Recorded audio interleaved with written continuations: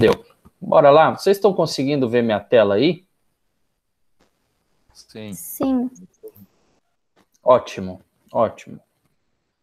Hoje nós vamos entrar num assunto maravilhoso, que é o período patriarcal, né? A gente dedicou aí 13, 14 aulas, praticamente, falando dos primeiros acontecimentos, né?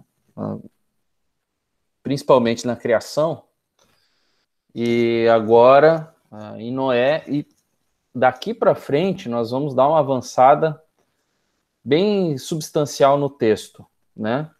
No texto bíblico, em especial Gênesis, né? A matéria de estudo que nós vamos abraçar e que nós vamos percorrer durante o período patriarcal vai de Gênesis no capítulo 12 até Gênesis capítulo 50, né?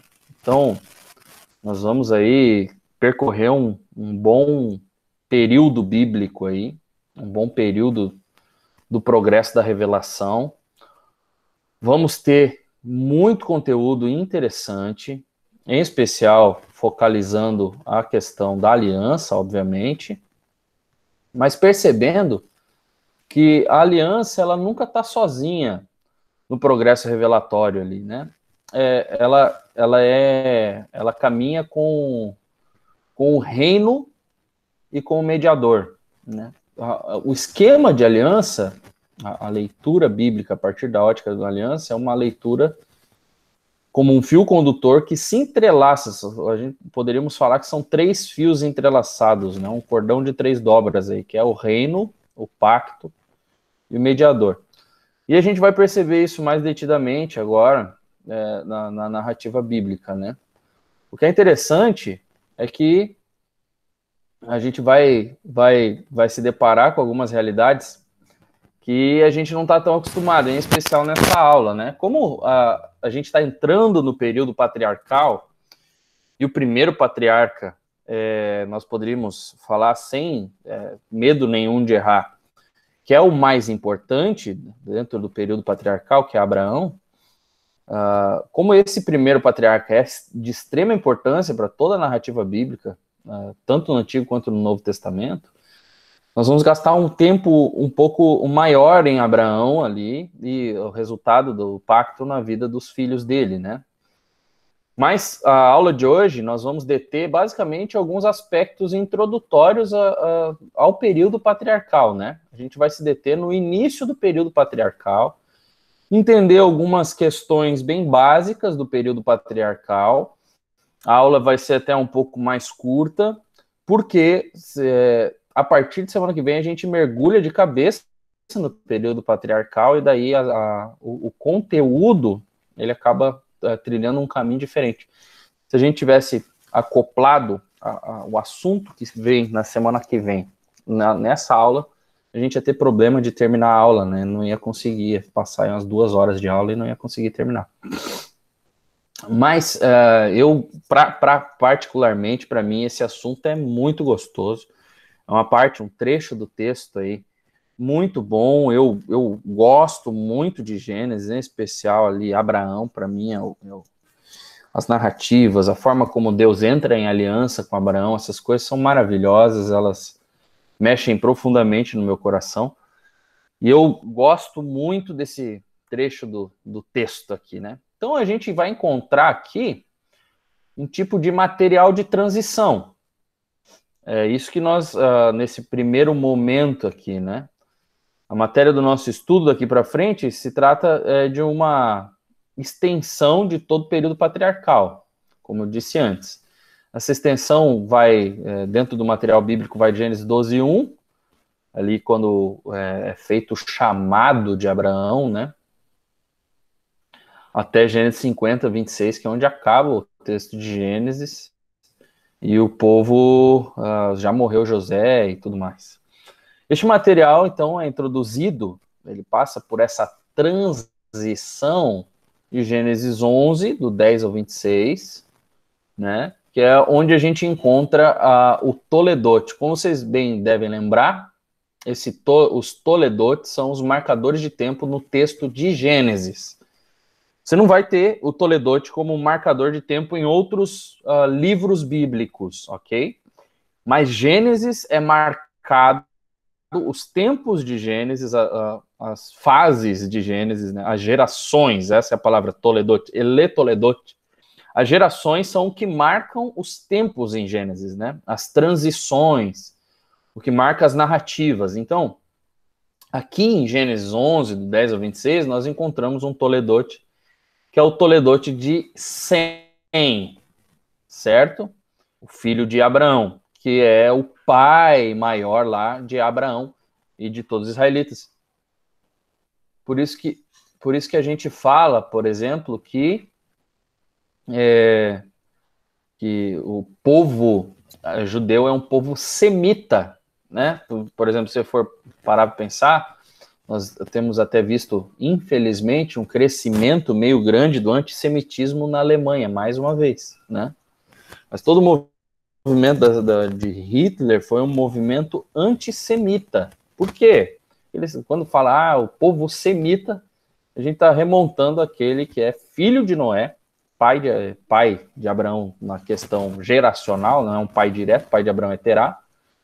Mas esse toledote, esse período de transição, esse material de transição, vai esboçar ali a descendência de Sem, né? Ou seja, a linha que vai chegar em Abraão. Esse toledote aí, ele é seguido, então, por um outro toledote, logo na sequência, bem próximo, do descendente de Sem, que é Terá, e daí é o pai de Abraão, e é onde a gente vai se encaixar na narrativa da era patriarcal, né, do período patriarcal. Noé tinha profetizado que Sem seria o servo de Deus e o portador da linhagem da semente messiânica. Noé faz isso lá em Gênesis 9. E Moisés, por essa razão, então, fez uma referência específica à descendência de Sem, e à medida que ele faz isso, né, ao fazer isso, ele seguiu a linha dos descendentes de Terá, o pai de Abraão. Então ele dá um enfoque necessário para aquilo que a narrativa pede. Se Noé abençoou Sem, a narrativa precisa partir do pressuposto de que a linhagem, né, messiânica virá a partir de Sem.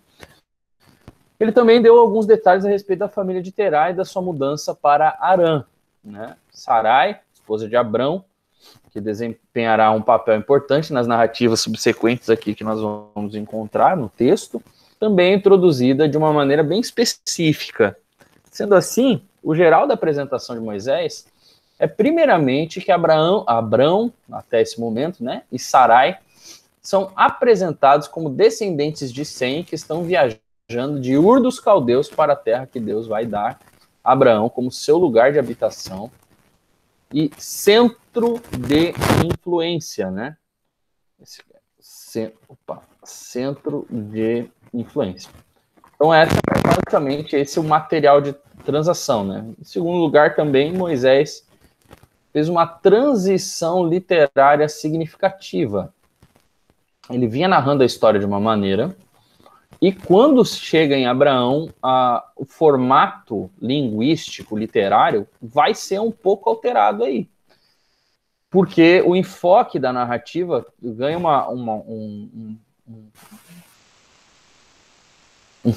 um lugar diferente, né?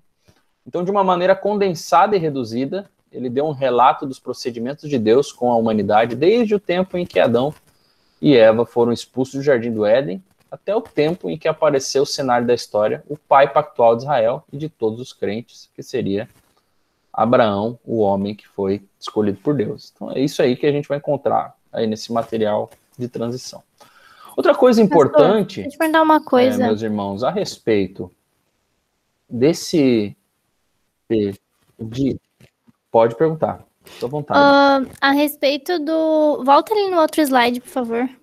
Você está me ouvindo? Tô, agora eu tô. Tá me ouvindo? Tá. Tô. Ah, tá, pode perguntar.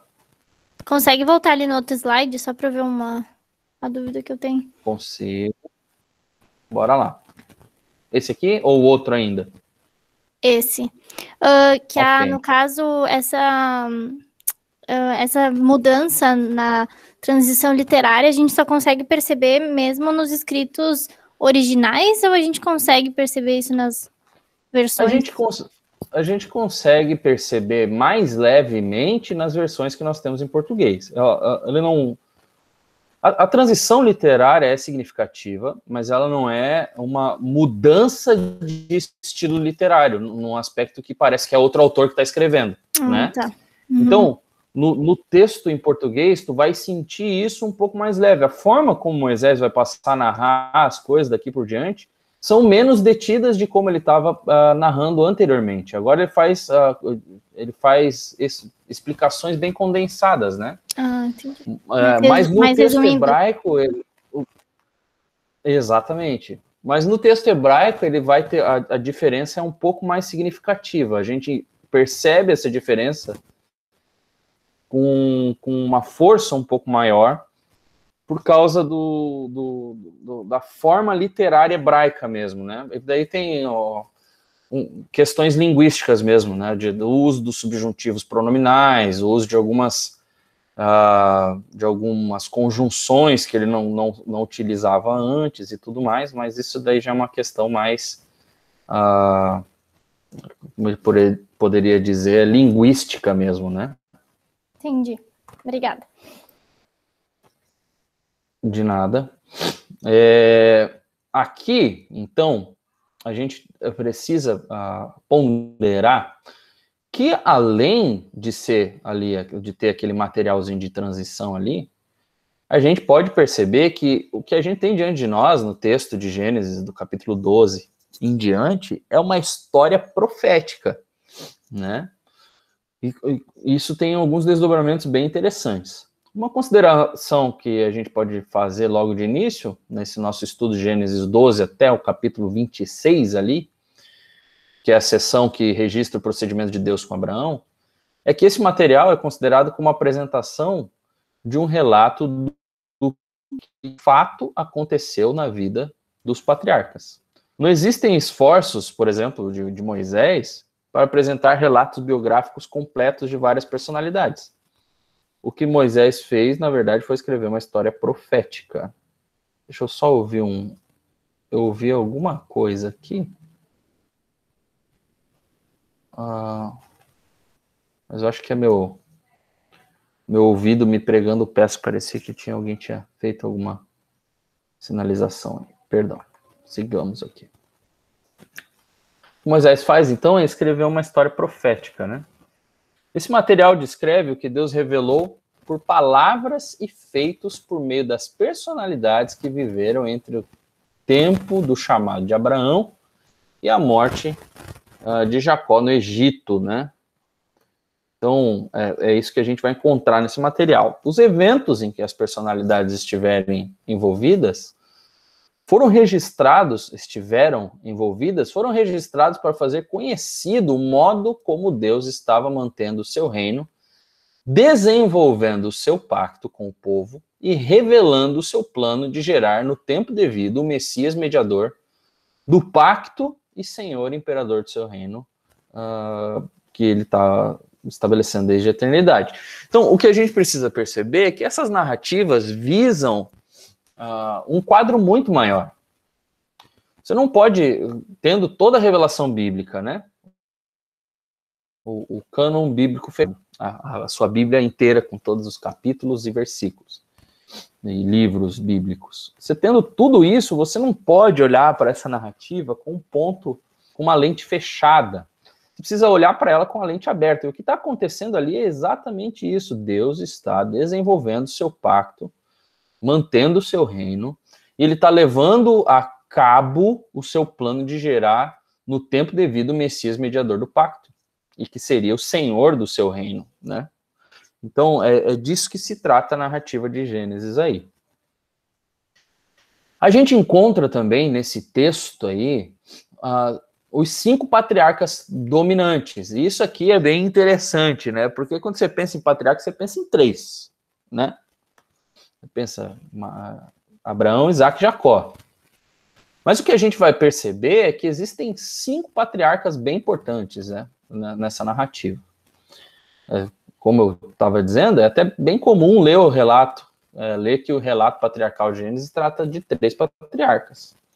E isso, indubitavelmente, é devido à citação destes 3 por Moisés na primeira parte do relato da libertação dos israelitas no Egito, né? Quando você entra em Êxodo ali, Moisés vai falar Abraão, Isaac e Jacó, e Moisés fala muito, né? Inclusive, por toda a narrativa, inclusive nos relatos proféticos lá, já no final da monarquia de Israel, você vai encontrar também menções ao Deus de Abraão, de Isaac e de Jacó, né? Moisés fez isso, obviamente, porque deu ênfase à lembrança de Deus do seu pacto com os patriarcas. E o texto repetidamente declara que Deus pactuou com esses 3. Mas quando se lê os versos iniciais de Êxodo, por exemplo, a referência é a Jacó e seus filhos, com um destaque para José, em uma menção bem específica. Ele vai especificar ali a função de José, né?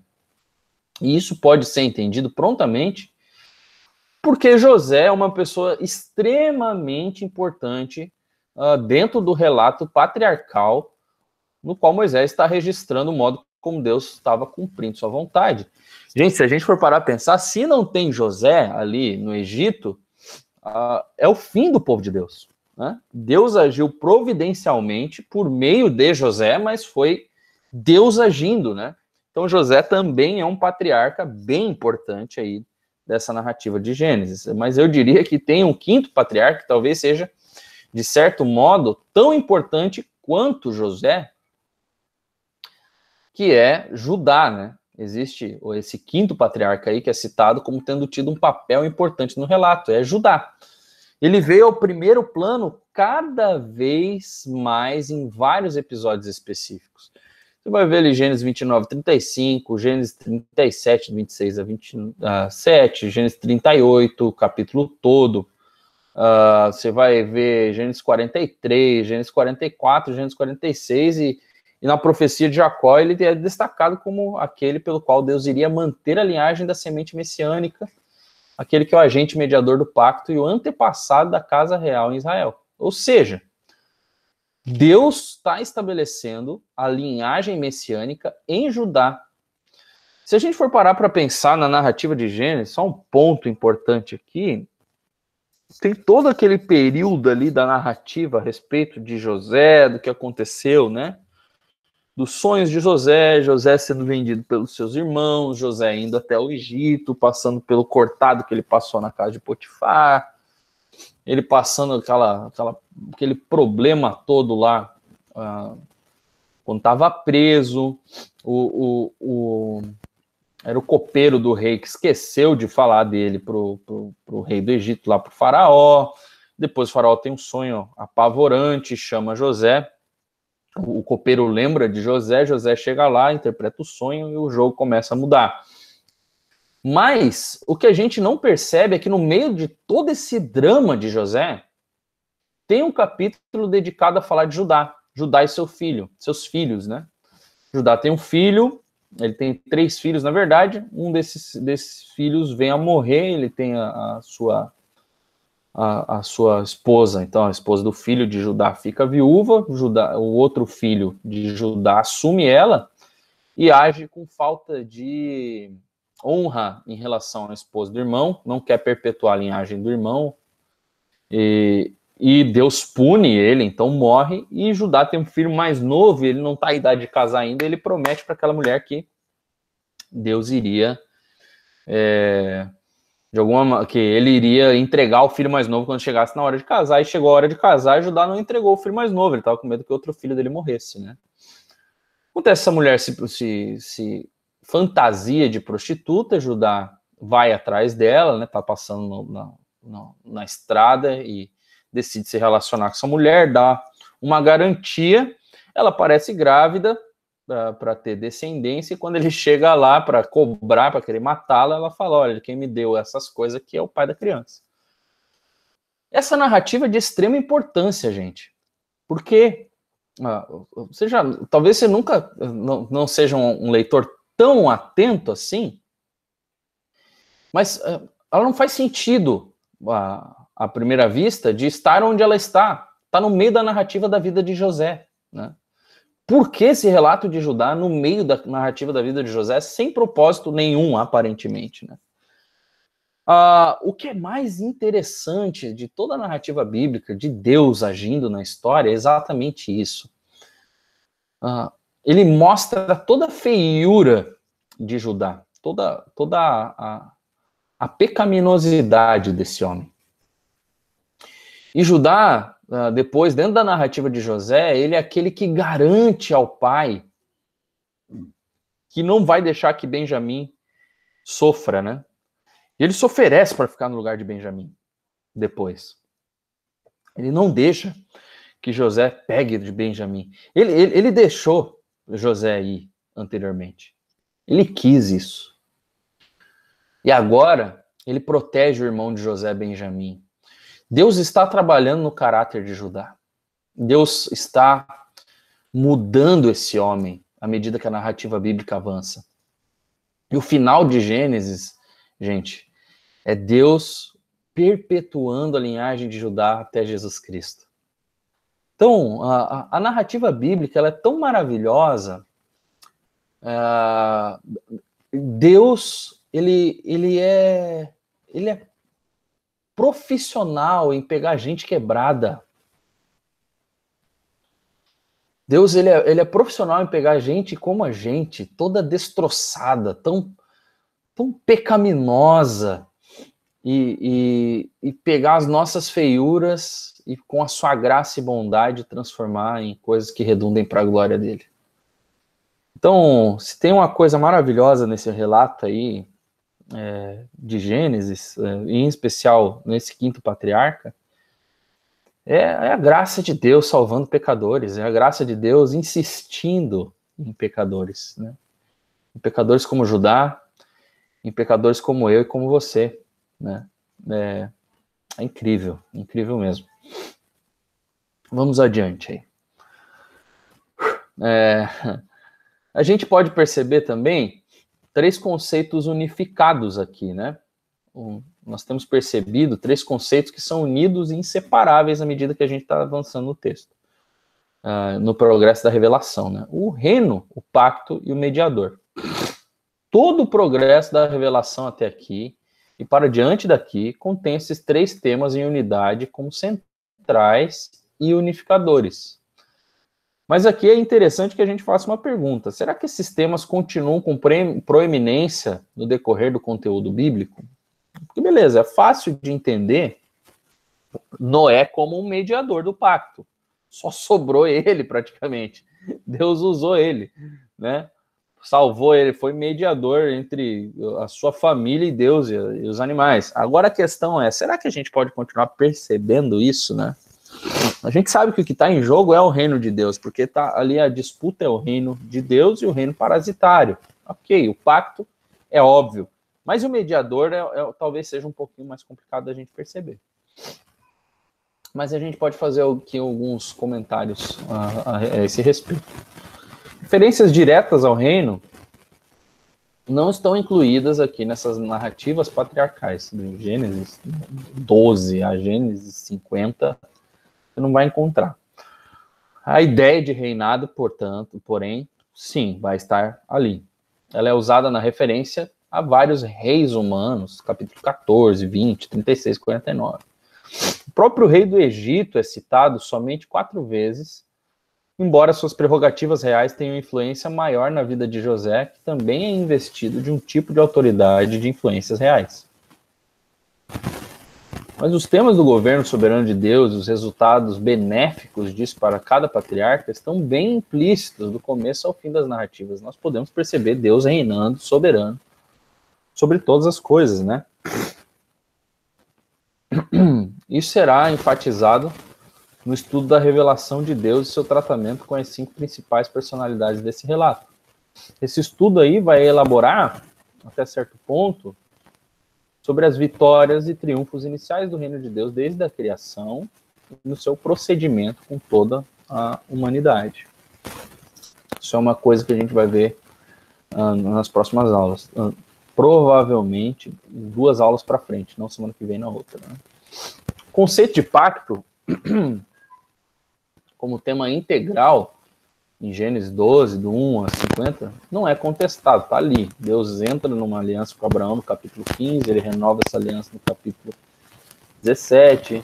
Você vai encontrar Deus pactuando com Isaac, o Jacó mesmo tem encontro com Deus, luta com Deus, vê uma escada descendo lá em Betel, né? Uma escada onde os anjos subiam e desciam, né? Ele vê a casa de Deus, Betel, né? A casa de Deus. Então, é bem interessante tudo que está acontecendo ali. Mas, por outro lado, é fato que não tem sido adequadamente reconhecido o fato de que Deus, ou melhor, de que o tema central e predominante ali é o pacto, né? Mas, em décadas recentes, um número crescente de escritos eruditos sobre o pacto de Deus com os patriarcas tem se feito bem disponível aí, tanto que em português, mesmo que a gente careça de muito material teológico, de fato é um problema ser teólogo no Brasil se você não conhece inglês, né? Porque a gente tem pouquíssima obra de profundidade acadêmica traduzida, né? Mas, inclusive, em português, o assunto do pacto ganhou aí um volume muito maior, uma atenção muito maior nos últimos 50, 60 anos aí. Então, muitos eruditos têm escrito muita coisa a respeito do pacto de Deus com os patriarcas e tem estado disponível para nós. Enquanto que muitos teólogos pactuais começam seus estudos pactuais com o pacto abraâmico, existem aqueles que começam com o mosaico como pacto fundamental à luz do qual todos os outros, incluindo o pacto com Abraão, Noé e Adão, são discutidos.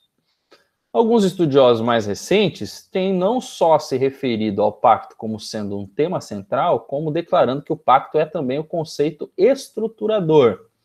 A gente já falou sobre isso bastante tempo atrás. Eu acho que até na aula de introdução, a primeira aula que nós tivemos do curso, a gente tratou disso. O pacto é um conceito estruturador de toda a revelação da Escritura Sagrada. E a gente pode perceber isso de Gênesis e Apocalipse. O Antigo Testamento é um documento pactual. Ele é o registro escrito do pacto de Deus com a humanidade como um todo, e especificamente com certos indivíduos. E conforme nós veremos nas próximas aulas, o pacto é, de fato, um meio estrutural no relato da revelação de Deus e no seu procedimento com Abraão, Isaac, Jacó, bem como no tratamento com José e Judá. O terceiro conceito central também que nós encontraremos aí, temos encontrado, é o mediador.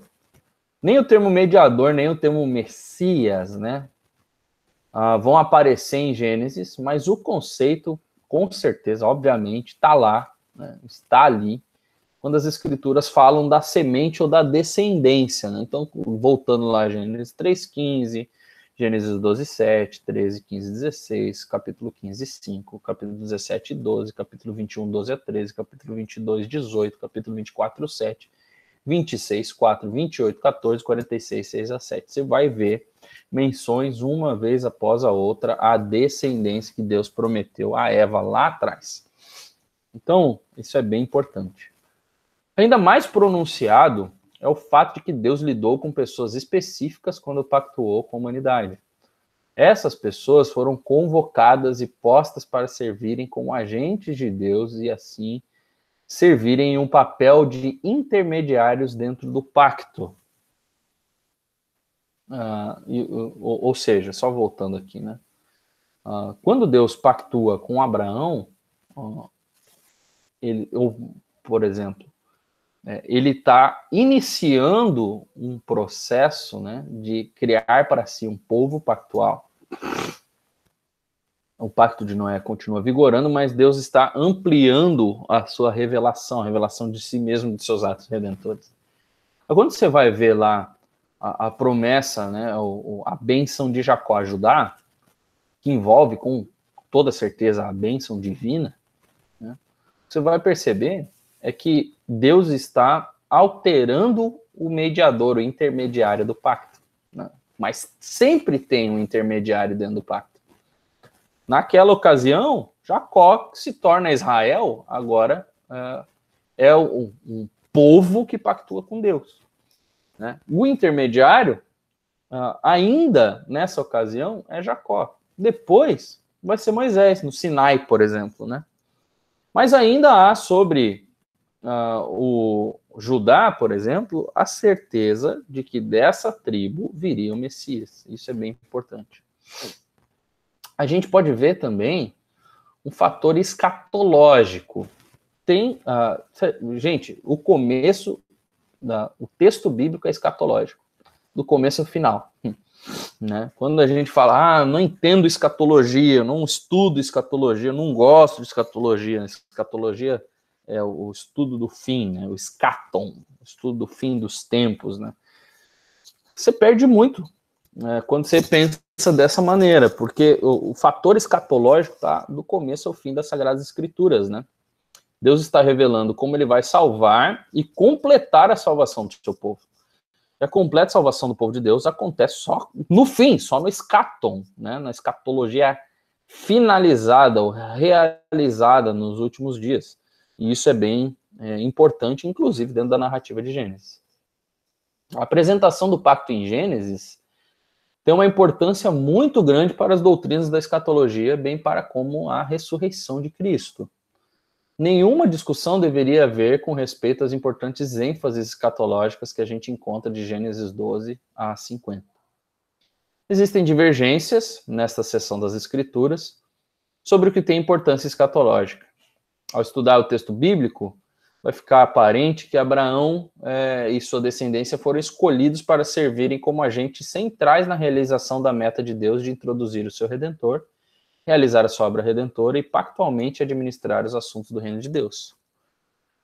Alguns detalhes específicos a esse respeito da existência nacional e da posse da terra não estão incluídos, né? Nem estão incluídos detalhes a respeito do tempo, do lugar, de eventos específicos. Você não vai ver, por exemplo, tantos detalhes quanto no sermão escatológico de Jesus lá em Mateus 24. É óbvio, mas a questão, o fator escatológico já está no texto, mesmo que embrionariamente, né? O que pode ser discernido é o modo como Deus faz com que seus planos sejam mais definidos, qual será o resultado final e a maneira em que os muitos eventos e pessoas dentro do curso da história têm seu lugar, papel e influência. Assim, então, é possível ver o modo como Deus trabalha dentro da história à medida que controla e dirige as forças, pessoas, eventos para efetivar seu plano e alcançar seu eventual meta escatológico. Então, o que a gente tem que ter em mente, meus irmãos, é que Deus está dirigindo a história para o seu final. Em momento nenhum, Deus perdeu as rédeas da história, né? Deus não ligou a tecla power da criação, estendeu uma rede celestial lá, fez um mate, deixou uma costelona, fogo de chão lá de ovelha nas regiões celestiais, ovelhas com corpos glorificados lá assando e ficou balançando na rede, tirando as férias. Não, ele está completamente envolvido na história e ele guia a história, controlando e dirigindo as forças, as pessoas, os eventos, tudo que está acontecendo está debaixo do controle soberano de Deus. E ele vai alcançar o seu propósito. Esse é o ponto. O propósito de Deus será estabelecido. E isso é escatologia, né? Interessantíssimo quando você vai... tantas narrativas que a gente encontra, né? O próprio Provérbios fala, né, que o coração do rei está nas mãos, é como um rio nas mãos do Senhor, né? O Senhor o inclina para onde quer.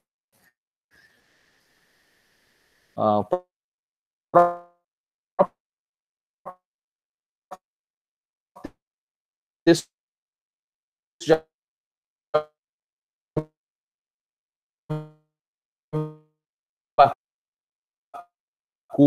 né, a história de a Babilônia é desossado, destruído, né, reduzido a nada em questão de 100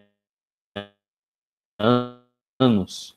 Um império jamais visto daquele tamanho. A Babilônia começa uma seção de muda o contexto histórico todo, né? Depois vai para os Medo-Persas e ainda depois de Alexandre, o grande Império Romano, né? Então, a gente precisa perceber esses movimentos aí, né, de Deus na história, regendo e governando a história. Deixa eu ver, eu acho que tem pergunta ali no chat. Bora lá. Gente, vocês estão me ouvindo?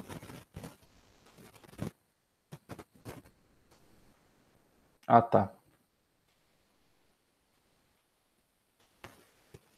Agora tá funcionando? Ah, tá. Beleza. Onde travou, gente? Só para mim voltar ali. Não sei se vocês perderam a minha fala ou não, né? Só para mim ter certeza. Começo do slide. Tá, eu vou dar uma olhadinha ali. Eu não avancei do começo do slide mesmo. Mas eu vou dar uma voltadinha ali. O que acontece? Eu não sei se com vocês está assim também, a minha internet é da Vivo e tá uma porcaria. Choveu, virou uma porcaria. A mesma internet da igreja, né? A internet da igreja é Vivo também, tá uma porcaria para as transmissões. Não tem jeito, tem que trocar de internet. A Vivo não serve para isso, não. Deixa eu fazer outra coisa da vida deles, mas não ser provedor de internet, né? Mas o grande ponto aqui é que nós vemos na narrativa de Gênesis Deus governando a história por meio da forma soberana como ele dirige e controla as forças, pessoas e eventos para chegar no ponto final do seu plano, né? Sua meta vai ser alcançada. Esse é o ponto, né? Finalmente, enquanto buscamos ter uma visão geral do programa escatológico de Deus, torna-se óbvio que Deus tem um modo consistente e contínuo de revelar a sua vontade, de trazer a redenção e de requerer fé nele e obediência aos mandatos e comandos. Ele tem aí uma forma de trabalhar e ele continua trabalhando o tempo inteiro, como bem disse Jesus, né? Meu Pai trabalha até os dias de hoje. Né? E essa é a realidade. Os detalhes específicos a respeito do investimento em riquezas, o crescimento do capital, a competição do mercado, não são fatores integrais no plano do pacto reino de Deus. Nem fica evidente que, em distinção à vontade revelada de Deus quanto à inocência, responsabilidade moral e governo humano, a humanidade tenha sido testada pela obediência às promessas divinas. O fato é que Deus nunca removeu as suas demandas a respeito de qualquer aspecto da sua palavra revelada. Deus não diminuiu o seu custo, ele não diminuiu quem ele é e o que ele espera dos homens.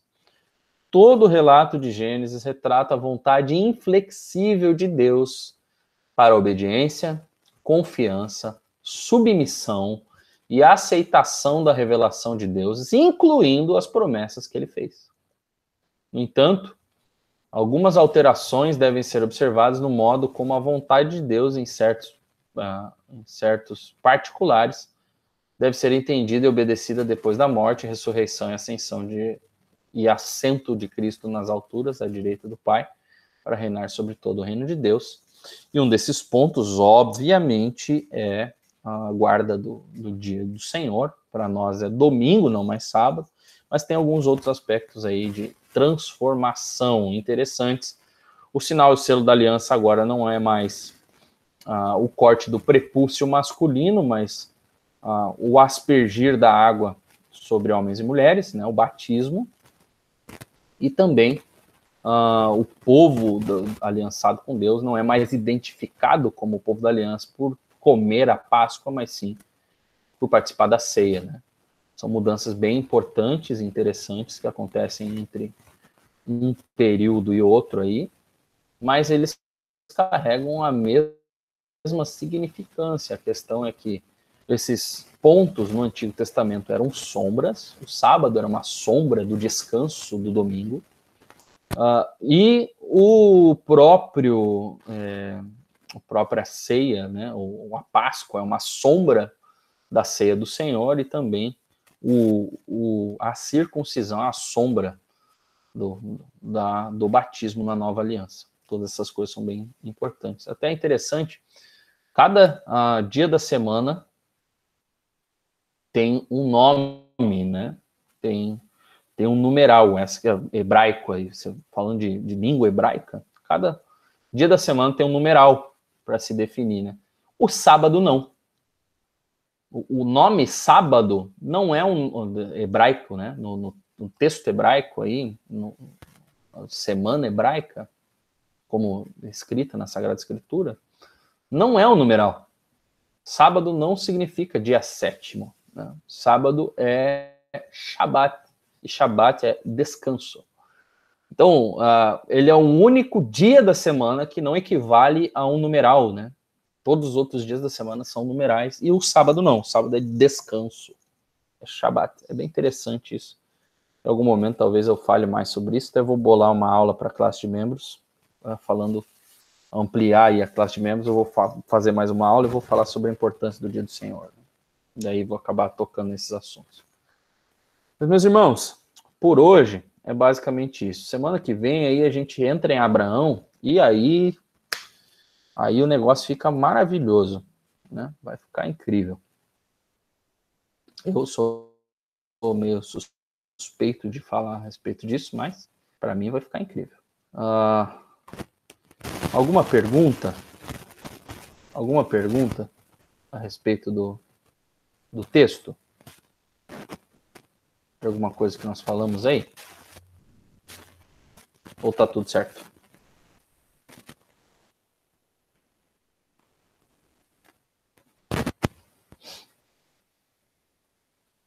Tudo certo? Então, meus irmãos, que Deus os abençoe e os guarde. Que Cristo resplandeça o seu rosto sobre todos vocês. E que Deus esteja com todos vocês no decorrer dessa semana. Deus os abençoe.